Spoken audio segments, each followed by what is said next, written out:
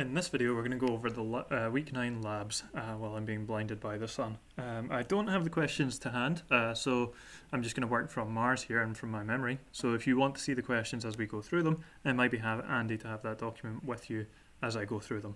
To start with, I'm going to work on the recursive version of the power, which is that you decrease the power until it's 0, multiplying x by the product as you go along, each time increasing the product, and eventually you'll get x to the power of y. As soon as y gets to 0, you stop. So we're going to write a recursive version of this, and we're asked to call it power, so let's do that. And then what I'm going to do is I'm going to add immediately onto the stack pointer value of -8. Now this is because I'm being very cautious. Now normally you wouldn't need to do this. I'm just doing this because I'm going to follow the calling conventions very seriously. So what do I mean by this? Well, I mean that A0 is not going to change. If you look at the recursive definition of the power, A0 does not change, it remains the same, and I should know that every recursive call will not change at A. Now, that's fine. I'm just going to err on the side of caution by saving A and restoring it when I need to use it, just in case. I probably wouldn't mark you down for not doing this. This is just to be uber safe, but let's see how the rest of the code goes. Well, with that, I can now store the return address at SP. I know that I'm going to need to save that because recursive calls will overwrite the return address. So I'm going to need to save that before I do anything else. And I'm also going to store at 4 of SP A0. Again, being very safe, so you don't necessarily need to do that, but I'm going to do that anyway. And I'm going to load into V0 value of 1. Now that's going to be the start of my product, so the base case of my product. So equals 1, and this is the base case. So when y gets down to 0, I want to put a 1 in V0, and then I want to multiply it out. Now it's fine that this is going to happen many times because I've not put any conditions in front of it. Every time the recursive calls happen, it'll put 1 into V0.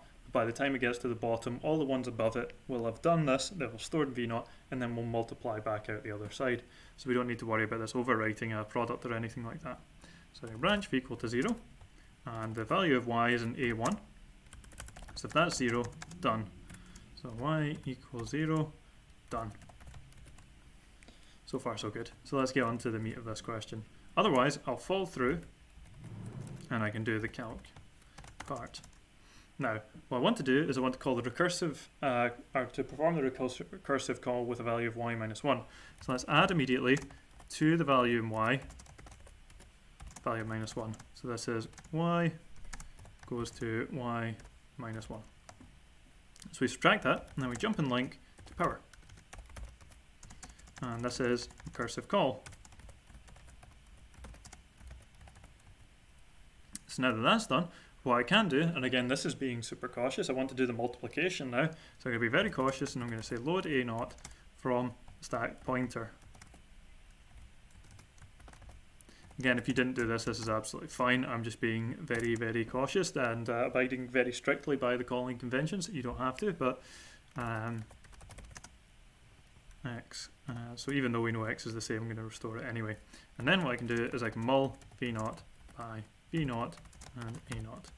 So product equals product times n. Oh. And that's me done. That's me done the bulk of the work. So then I just need an end label. And what I want to do here is restore the return address from the stack pointer. So get original array.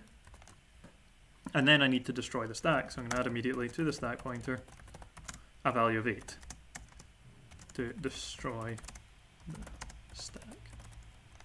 And now that that's done, I can just jump quite happily, or jump register quite happily to RA. So let's assemble this and hope I haven't made any mistakes. It assembles at least, so let's run it and see what I get. And there we go, 5 out of 5. Not so bad. You would hope as a lecturer I might get 5 out of 5.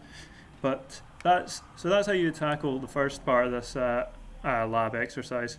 I'll upload another video going over exercise 2, but this one is just a short one to show you how to do exercise A, or exercise 1. I hope you found this useful. If you have any questions about anything I've covered here today, please do let me know. Thanks.